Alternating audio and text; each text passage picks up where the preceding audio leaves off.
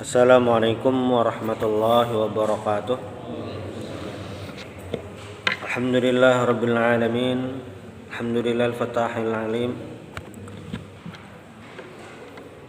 Wa bihi nasta'in ala umuri dunya waddin.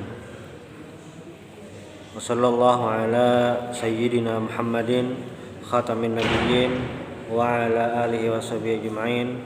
Wa la hawla wa la quwwata illa billahil aliyyil azim. Allahumma akhrijna min zulumatil waham wa akrimna bi nuril faham waftah alaina bi ma'rifatil ilm wa sahhil akhlaqana bil hilm waj'alna mimman yastami'una al-qawla yattabi'una ahsana. Qala al-musannif rahimahullahu ta'ala wa nafa'ana bi 'ulumihi wa bikum fid dharain amin. Al-asas tsalisu kitabatu wasiqatin bainal muslimin wa ghairihim.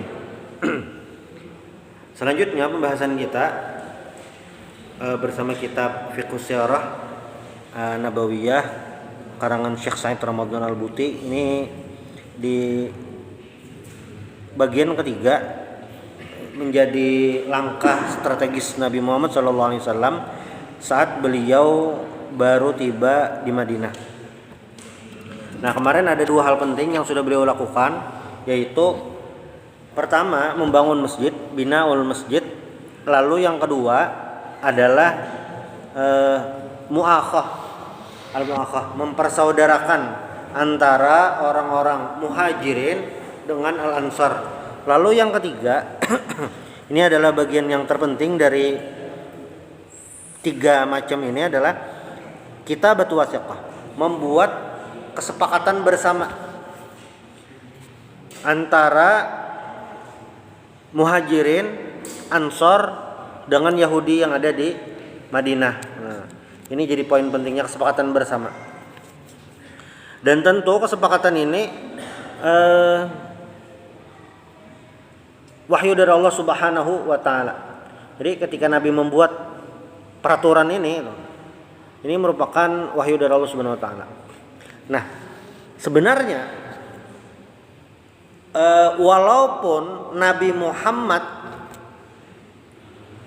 membuat ini untuk masyarakat di Madinah, tapi sebenarnya ini berlaku untuk kaum muslimin seluruh dunia sampai nanti hari kiamat sebujurnya itu kan.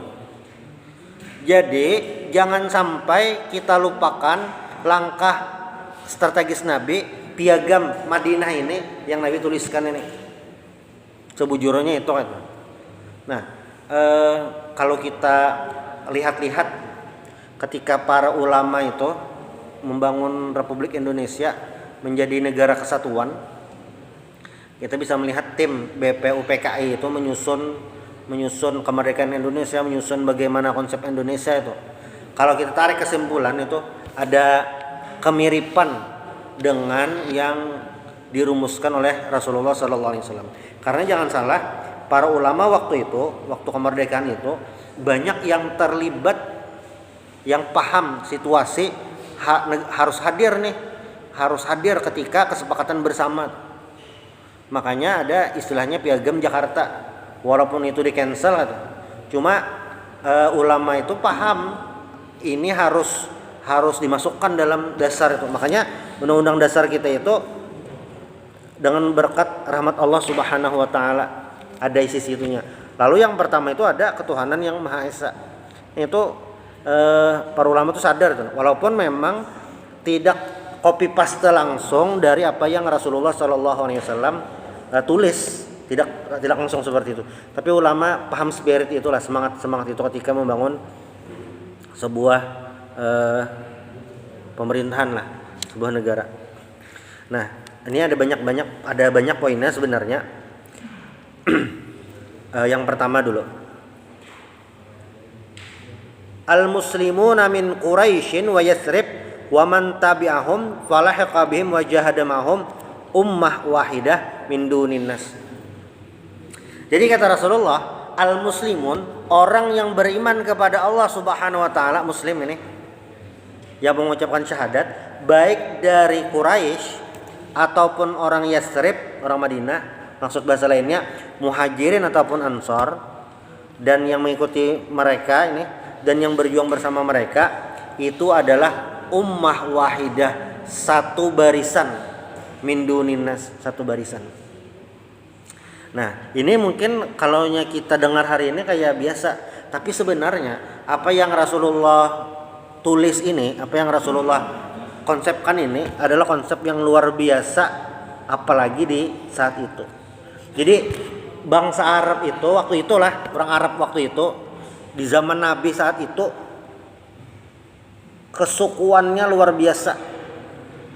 Kesukuan. Jadi yang mengikat antara satu orang dengan yang lain itu karena kesukuan.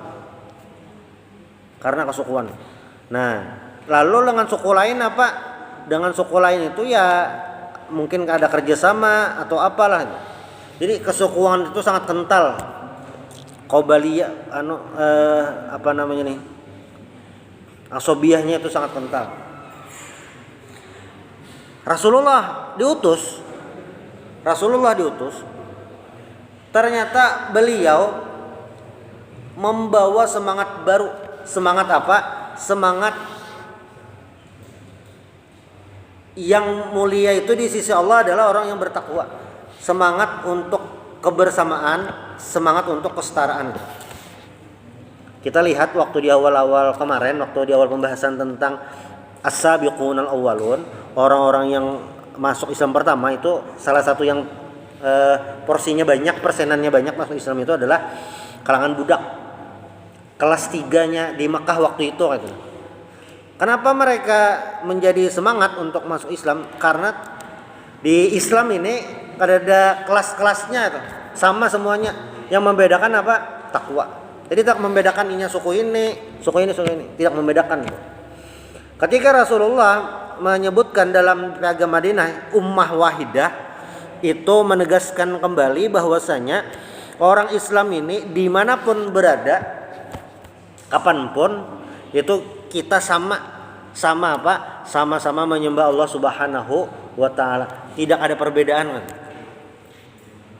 Ini yang di masyarakat saat itu pemikiran yang sangat berbeda jauh. Jadi kan waktu itu masih ada budak. Budak itulah kalau kita bayangkan hari ini masih ada. Itu luar biasa tuh. Jadi budak itu diri mereka pun tidak mereka miliki gitu. Jadi ini kan kita memiliki badan nih, awak nih. Yang namanya budak itu fisiknya itu terserah tuannya. Makanya ada bahasa diperbudak sampai jadi istilah bahasa tuh. Karena memang budak itu tidak bisa kemana-mana. Pokoknya terserah tuannya. Berarti samalah dengan pembantu? Tidak sama. Pembantu itu adalah sebuah pekerjaan profesi. Asisten rumah tangga beda, ada gaji yang dibayarkan gitu, ada kontrak kerja, itu aja kada pakai kontrak kerja, cuma maksudnya bisa resign lah itu, bisa resign. Budak ini tidak bisa, kecuali ada dua macam paling tidak, si tuannya memerdekakan atau tuannya memberikan sebuah harga, kalau kamu ingin bebas maka bayar seini. Nah, waktu Nabi Muhammad diutus, ada level masyarakat seperti itu budak. Yang kalau bapak-bapak, misalnya ya, tuannya bersihkan kebun yang 1 hektar, ya, apa? Yang memiliki harga diri itu tidak memiliki apapun, ini terserah tuannya. Makanya kan di awal-awal, hadis tentang hukum budak itu kan ada gitu. Hukum fikih tentang budak itu ada karena budak itu ada itu. Jadi ini bukan mendukung perbudakan, bukan, cuma memfasilitasi kondisi saat itu gitu. Dan harus kita ingat juga banyak kafarat hukuman itu kayak kafarat zihar misalnya, ila itu bersumpah untuk tidak menjima istri. Kafarat sumpahnya itu dengan memerdekakan budak. Jadi sama kayak yang sering kita dengar itu adalah kafarat orang batal puasa karena berhubungan badan waktu puasa. Itu kan sanksi pertama adalah memerdekakan budak. Jadi hukuman-hukuman dalam hukum Islam itu ada memerdekakan budak, dan memerdekakan budak itu pahalanya luar biasa tuh. Ada yang itu cara Islam untuk memerdekakan budak, ada cara yang seperti itu. Nah, ketika Nabi Muhammad diutus dan menyerukan kesetaraan, kesamaan, itu yang mengguncang masyarakat Arab waktu itu, terutama masyarakat Mekah. Wah, kok sama tuh? Kok sama? Padahal kan orang-orang yang kelas atas, yang pemilik modal besar itu merasa wah. Tapi Nabi Muhammad menjaga itu. Nah, makanya ketika beliau menyebutkan ummah wahidah, itu adalah kata-kata yang luar biasa untuk kesetaraan. Sama tuh. Yang membedakan apa? Yang membedakan adalah ketakwaan kepada Allah Subhanahu wa taala. Dan ini dengan ada poin nomor 1 ini adalah janji Rasulullah Shallallahu alaihi wasallam. Janji apa? Janji untuk mempersatukan orang-orang Aus dan Khazraj yang sudah perang bertahun-tahun, ratusan tahun perang. Bayangkan ratusan tahun perang saudara. Ini perangnya memang perang itu, mengangkat senjata, perang fisik. Tetapi apa? Ketika Rasulullah hadir di Madinah, beliau langsung melakukan langkah strategis ini, yaitu apa? Menyebutkan umat Islam semuanya satu umat, satu barisan. Ini kesetaraan yang luar biasa. Tahun 2011 tuh Nano pernah ke Malaysia. Oh sebenarnya dah. Waktu itu mewakili kampus lomba debat. Ini debat mahasiswa lah. Lain debat pilpres, lain debat mahasiswa. Debat bahasa Arab waktu itu. Kita kan di Indonesia nih amun bekakawanan itu menyambati itu mungkin kalau sudah akrab ya biasalah. Wah, entah suku atau apalah itu. Mungkin biasa ya itu. Maksudnya sudah akrab lah. Beda lawan misalnya ada kasus rasis tertentu, diskriminasi itu sudah beda. Makanya kawan biasa aja. Jadi waktu sampai ke Malaysia, ulun pada kawan gitu. Di sini ada undang-undangnya.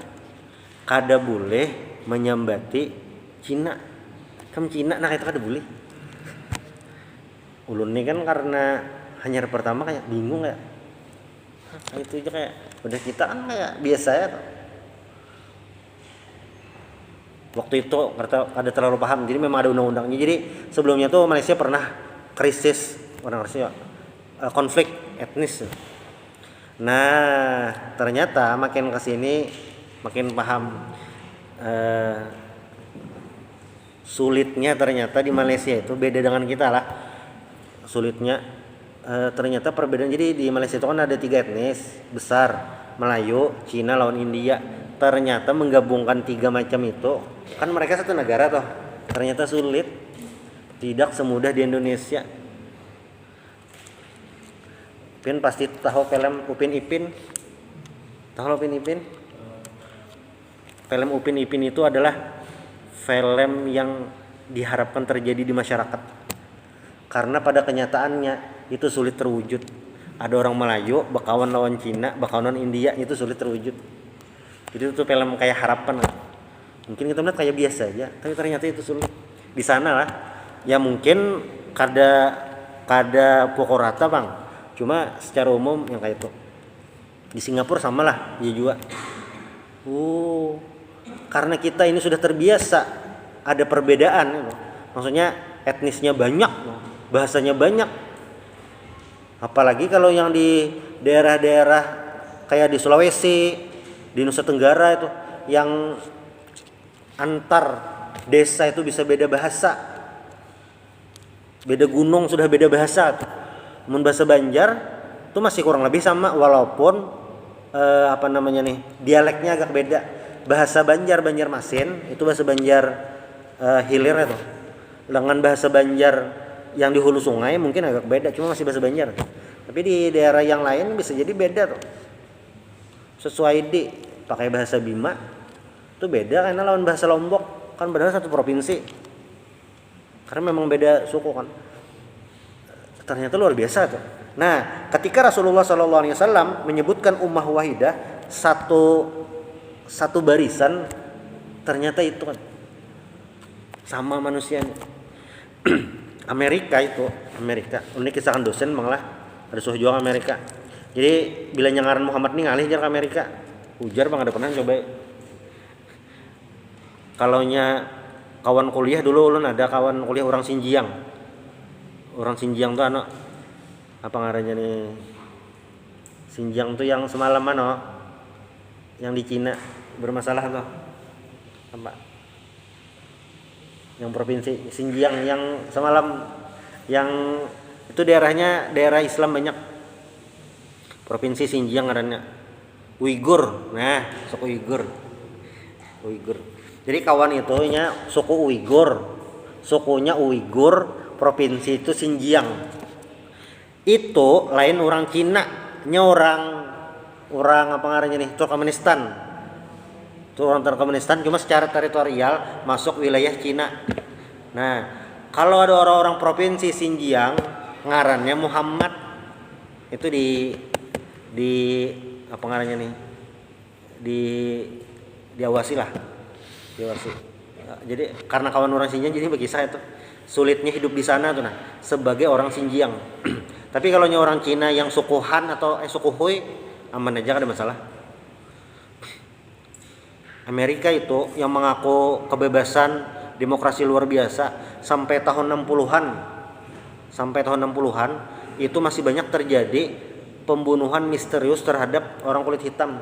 Jadi banyak kulit hitam. Jadi rasisnya tuh luar biasa gitu. Rasisnya tuh parah. Mungkin ada suatu hari, suatu waktu orang kulit hitam ada mati gitu. Dibunuh gitu.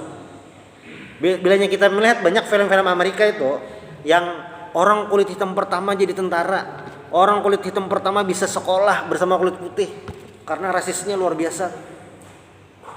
Nah makanya kesetaraan dan Islam ini karena kita Islam hidup di negara mayoritas Muslim, mungkin yang masalah perbedaan ras itu kada terlalu berasa di luar negeri itu. Cuma di luar negeri itu luar biasa. Yang perbedaan yang ini hitam putih, karena kita di Indonesia ini warna kulit mewakili lah itu.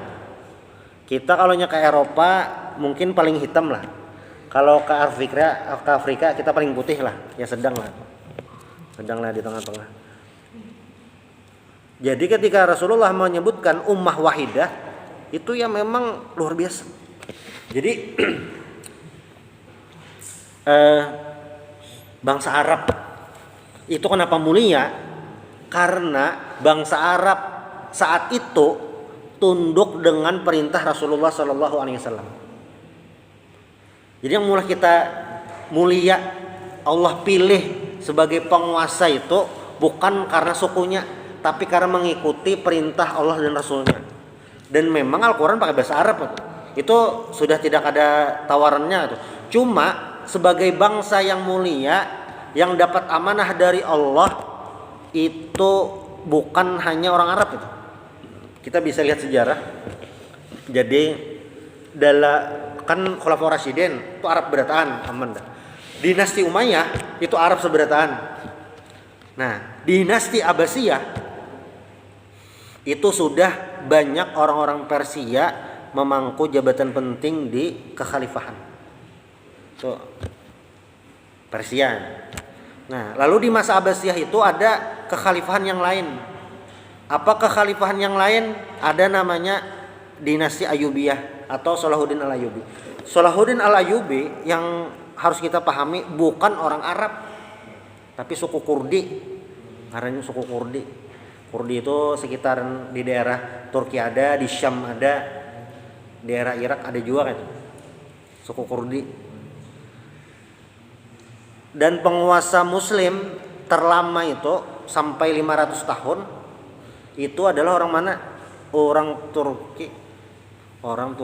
Dan orang Turki itu yang sempat menguasai 2/3 dunia di masa siapa? Masa Sulaiman Al-Qanuni. 2/3 dunia itu dikuasai oleh orang Islam.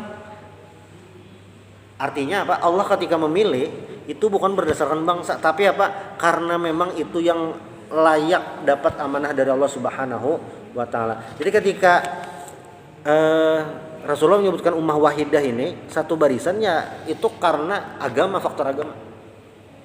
Kan di Al-Qur'an itu disebutkan ini. Kuntum khaira ummatin ukhrijat linnasi ta'muruna bil ma'ruf wa tanhauna 'anil munkar. Kuntum khaira ummah. Kalian adalah khaira ummah, umat yang terbaik. Umat terbaik ini siapa? Ternyata umat terbaik ini adalah siapapun, tidak terbatas orang Arab. Jadi siapapun ketika melakukan amar ma'ruf, melakukan nahi mungkar, maka itulah yang menjadi khairu ummah, karena terbatas. Jadi ulun ada bisi dosen Nini Sidin orang Kandangan. Mungkin kayak Sidin orang Sunda gitu. Jadi Sidin itu S1 di Riyadh, Arab Saudi. Jadi mondoknya di Gontor. Lalu ke S1-nya persiapan bahasa sempat di Libya. Lalu S1 di Jamiatul Imam Muhammad Ibnu Saud di Riyadh. S1 S2 di sana. Nah, tuntung S2 di sana gitu. Sidin kisah. Tuntung S2 di sana. Sidin itu mengajar nahwu, kan tahu nahwu lah. Jadi dalam bahasa Arab itu kan mungkin belajar bahasa Arab. Jadi bahasa Arab itu banyak komponen ilmu-ilmu lain yang lagi.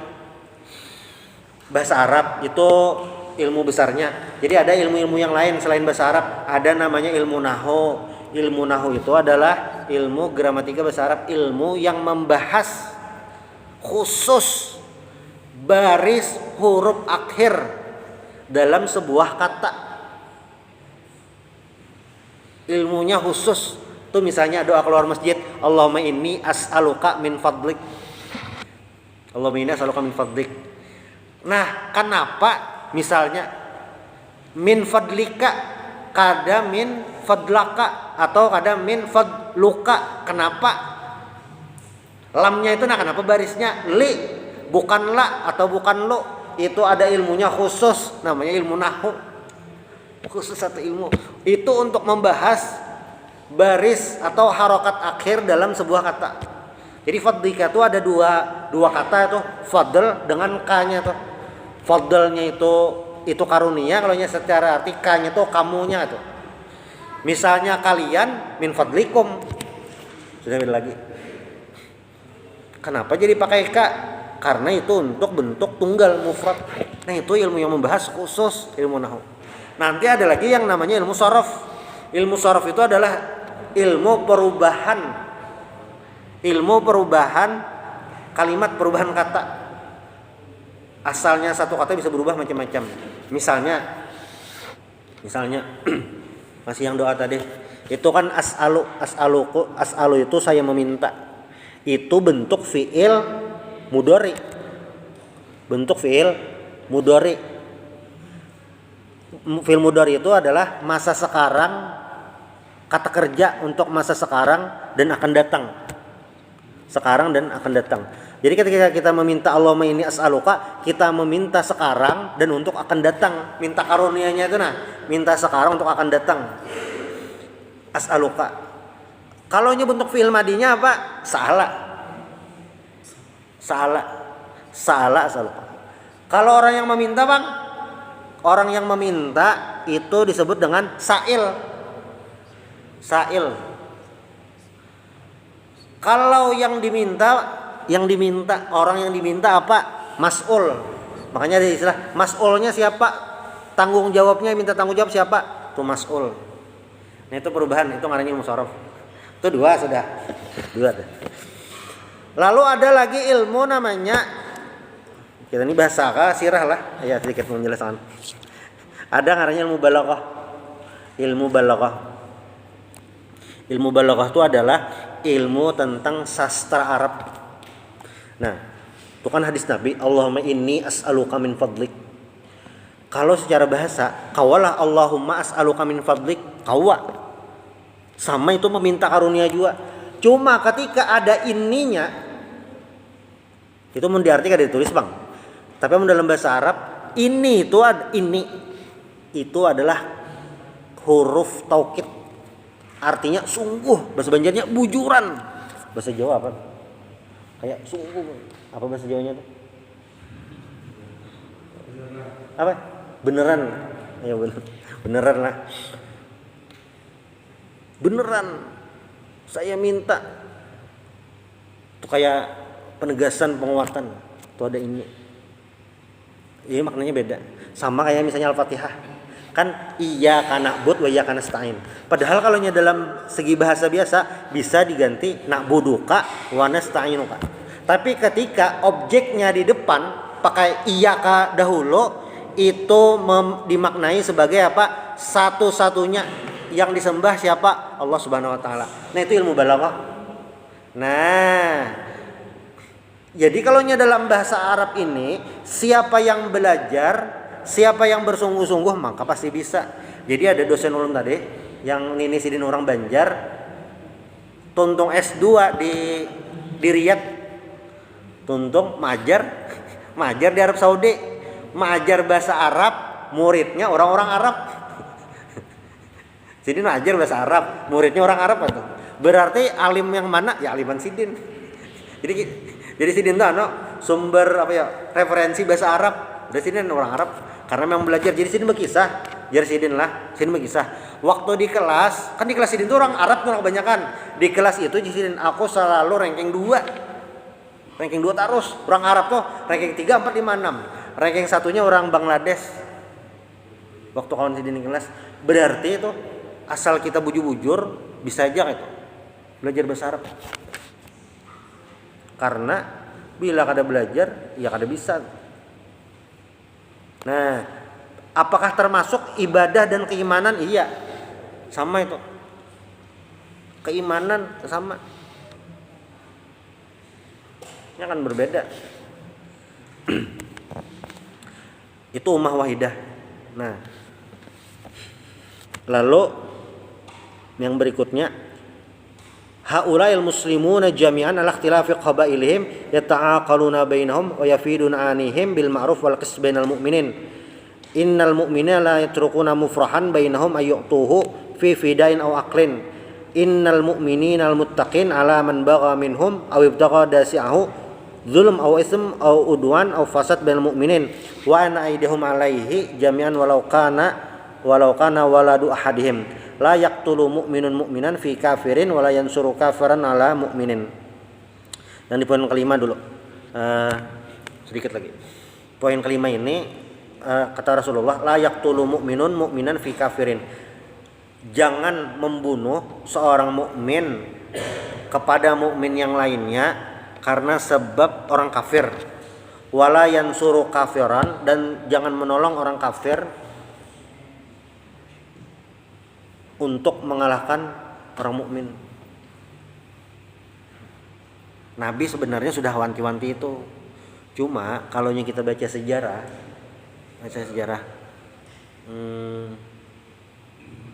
di masa, maksudnya kan pertama kali Palestina itu ditaklukkan waktu perang salib. Jadi di masa-masa perang salib itu yang terjadi adalah ada pihak muslimin yang bekerja sama dengan pasukan salib. Nah, salah satu kesulitan Salahuddin Al-Ayyubi waktu itu, kan kau aja mencek entah referensi apapun itu yang terjadi. Jadi di masa waktu perang salib dahulu, Yerusalem, Palestina itu dikuasai pasukan salib sekitar 88 tahun.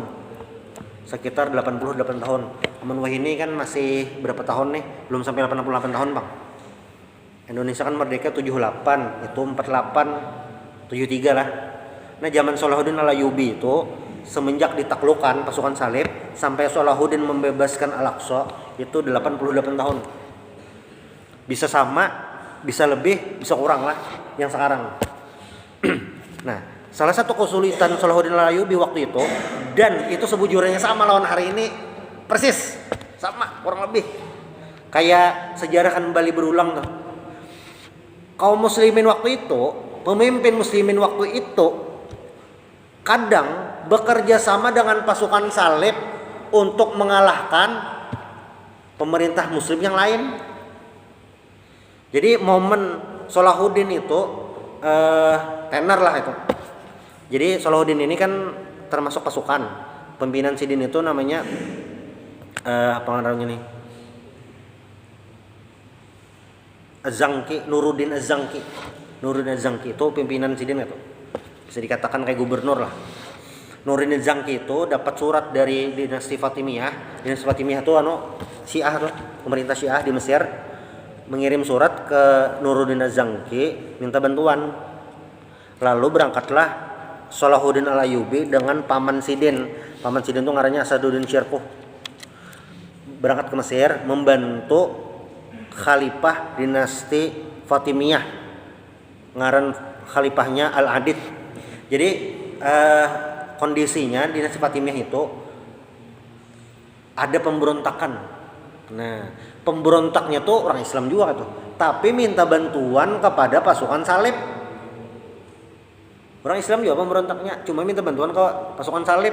Lalu dinasti Fatimiyah tadi walaupun Syiah ini minta bantuan ke Nuruddin Az-Zanki.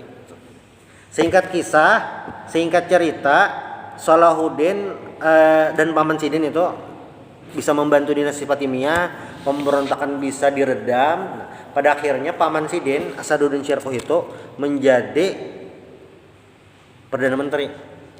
Beberapa bulan kemudian meninggal, Salahuddin lah jadi perdana menterinya. Nah, lalu yang terjadi adalah tak lama kemudian Khalifah Fatimiyah tadi Al-Adid tadi meninggal, langsung Salahuddin naik jadi khalifah, langsung mengumumkan dinasti Fatimiyah sudah berakhir dan Mesir di bawah dinasti Abbasiyah. Langsung. Jadi yang dilakukan Salahuddin sebelum menaklukkan Palestina itu adalah menaklukkan seluruh wilayah kaum muslimin supaya bersatu jadi satu suara. Nah, ini sebenarnya sudah diwanti-wanti oleh Rasulullah SAW. La yaqtulu mu'minun mu'minan fi kafirin wala yansuru kafiran ala mu'minin. Ini sebujurannya Nabi sudah memadahi. Cuma faktanya hari ini ya pian tahu seberatan sudah. Dahulu waktu perang Irak-Iran tahun 90, kau aja pian cek pulang tuh jejak digitalnya ada hilang. Ketahuan siapa yang minta bantuan ke sini, siapa yang memerangi kaum muslimin, nah kelihatan tuh. Sebenarnya Rasulullah tuh sudah mewanti-wanti yang kayak itu tuh. Nah, cuma ya mudah-mudahan kita terlepas dari ini, mudah-mudahan kita terhindar dari ini. Itu mudah-mudahan bermanfaat. Nanti kita sambung lagi di pertemuan berikutnya. Subhanallah bihamdik, asyhadu an la ilaha illa anta, astaghfiruka wa atubu ilaik. Assalamualaikum warahmatullahi wabarakatuh.